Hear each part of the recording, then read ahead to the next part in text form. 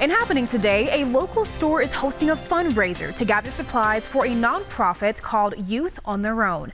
Now on your side's Veronica Vernaccio is live at the fundraiser now with the details. Veronica? Tasha, that's right. Currently, I'm at Casa Cura. This is a jewelry studio on the east side of town. And with me right now, I have the owner of this, and she's putting this fundraiser together. Can you tell me why you decided to do this for Youth on Our Own? Well, I really wanted to bring awareness to the organization and connect people with the group and hopefully get some pantry items. And so I know they told you some items that they specifically need, and these are some of the items that have actually already been donated. Can you explain what they told you that they needed? Well, they especially need pasta sauce, snacks of all kinds, canned meats, toilet paper, and personal care items. And so how long is this fundraiser running tonight? We are here from 6 to 9 p.m. and when you bring any pantry item at all, you get half price any pair of earrings. And we have snacks and drinks, so come on by. That's so awesome. And so like she said, 6 to 9 tonight. And if you want any more details, you can go to their Facebook page. That's Casa Cura, and there's an event linked on there as well, and that'll give you all the information that you need.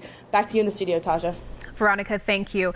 Getting to our first warning weather now. Brian has the night off, but today was definitely a hot one. We are looking at current conditions right now in Tucson at 105. So it is very hot out there. We're not getting really any relief from the wind. We're just clocking wind speeds at 5 miles per hour. Here are the current temperatures across the board. Check that out. Phoenix 110, Gila Bend 111. So we're not as hot, but we definitely felt the heat today. Oracle is at 103 and Nogales is at 92 degrees. So we move now to a flag feud. Arizona's Secretary of State hanging the pride flag outside the state capitol. But it didn't stay up for long, and the big question is why was it taken down? As Nicole Valdez reports, the flag was only up for 2 hours. It's really frustrating. Secretary of State Katie Hobbs calling it history the first time the pride flag flew at the Arizona Capitol. Yay! But it didn't last long, and Hobbs says she knows why. It's clear that some people are highly offended by the pride flag. So when the flag disappeared, she shared that too. I sometimes forget that resistance is there, so it's shocking when you're hit in the face with it. But who made the call to take it down? Well, Hobbs points the finger at the Senate President and House Speaker. Mike Braun says it was his call. He's the executive director for the Legislative Council and tells ABC 15 there are rules about what you can and can't do on state capitol grounds. Those rules state any activity which includes an expression of views has to be approved. Political expert Stan Barnes. This is illustrative of the rules that govern even the most powerful people in the state of Arizona. And even with approval, it says banners may not be staked into the ground or fixed to or drawn on the buildings. Even if you're the Secretary of State, you can't simply express your political agenda on the state building without someone else's cooperation. Braun says the flag's meaning had nothing to do with its removal, but Hobbs sees it differently. I don't think this is about the rules. I think this is about somebody being offended and telling him to figure out a way to take it down. And that was Nicole Valdez reporting. Now we move to the potential development of a bike resort on the east side of town. The resort would be near the entrance to the Saguaro National Park East. This Tuesday, the Pima County Board of Supervisors are set to decide if a permit will be granted to developers. Now on your side talked to one of the developers a couple of months ago. That's Kelly Matthews. She and her husband say they want to build an eco-friendly bike resort that would promote Pima County as a destination for outdoor enthusiasts. An organization opposed to the resort says this would disrupt the environment around their neighborhood. Resident Ken Bergman says this resort would surround his house on all 3 sides if it were to be built.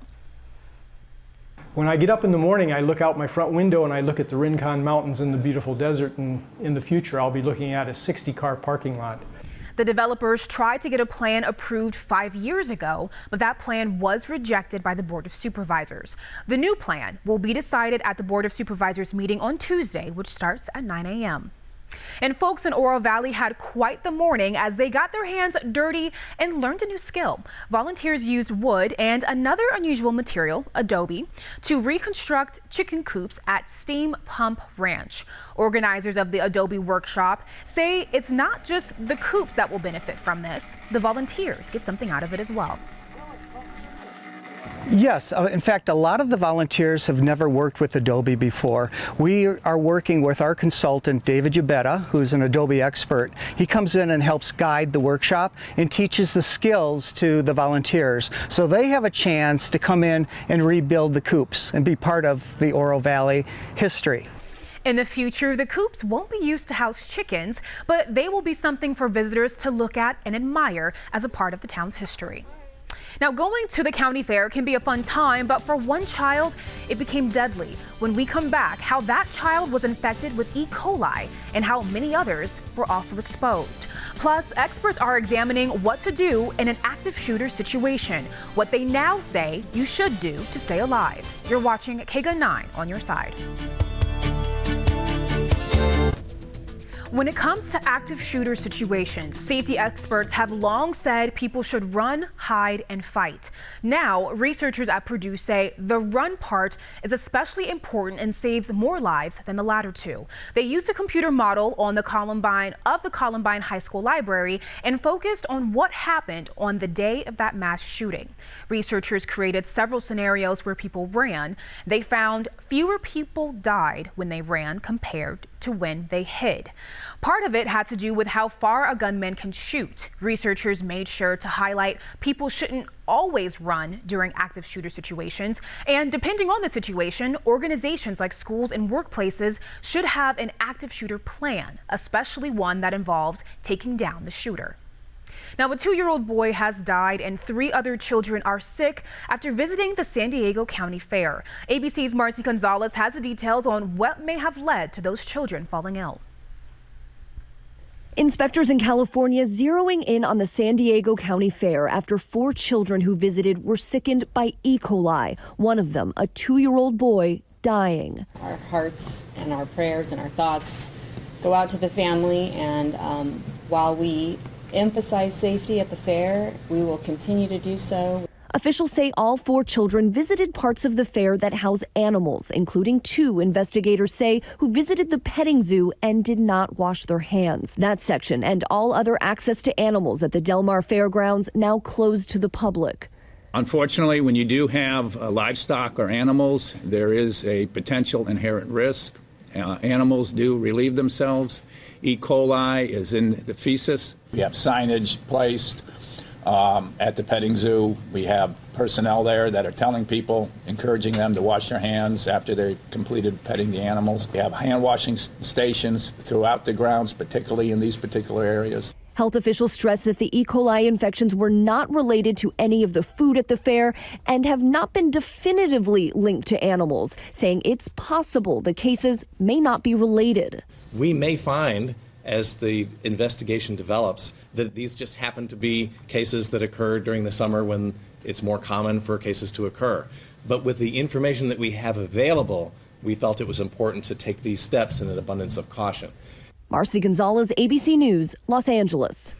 Now, as we head to break, let's take a look at our current temperatures right now. We are seeing Tucson at 105, Phoenix at 110, and Nogales at 92 degrees there. When we come back, we will go ahead and take a look at a seemingly cooler Sunday. And we are opening up the KGUN 9 tape vault to a time when Tucson's Robert Sarver and the Suns were one of the NBA's best teams. You're watching KGUN 9 on your side.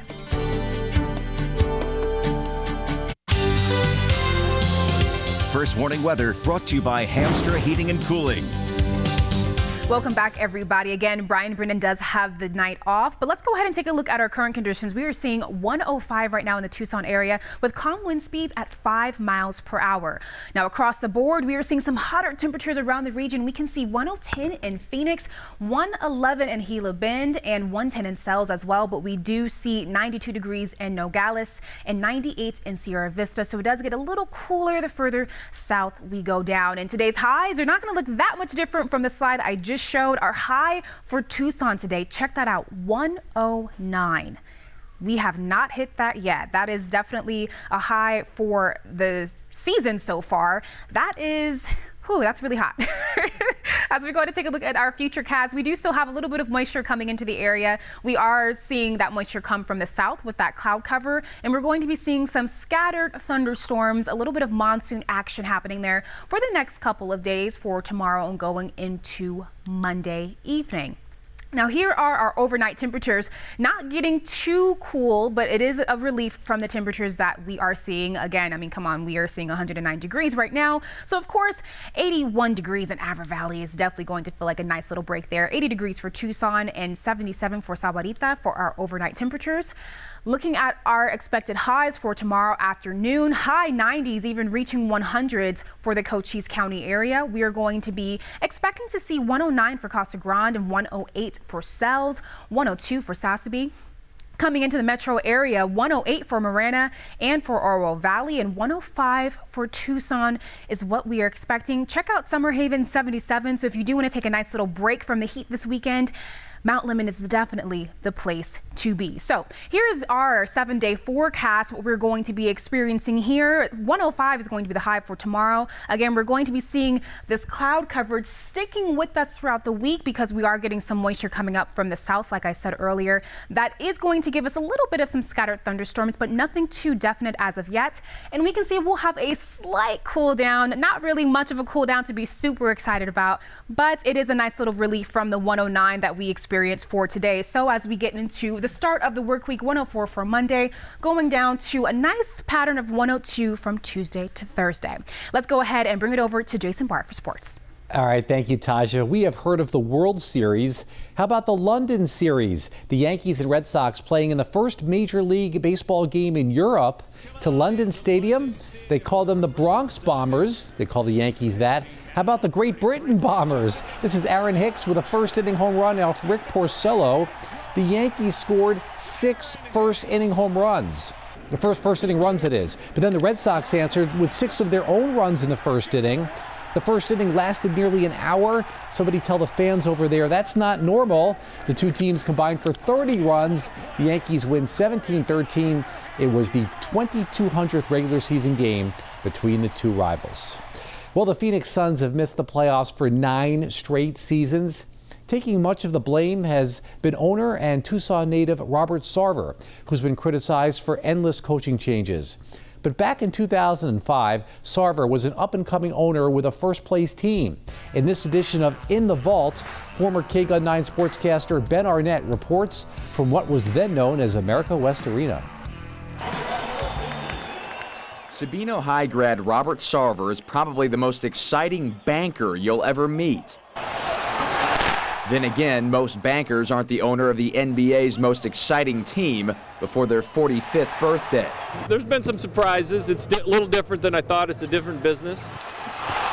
It's times like these, as Phoenix marches through the NBA playoffs, that folks begin to wonder if it's merely a coincidence that the Suns went from worst to first in the West since Sarver bought them for a record $401 million just under 13 months ago.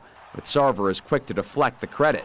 I'm not sure I've done a lot, other than write some checks and commit to some good contracts and maybe be in the right place at the right time.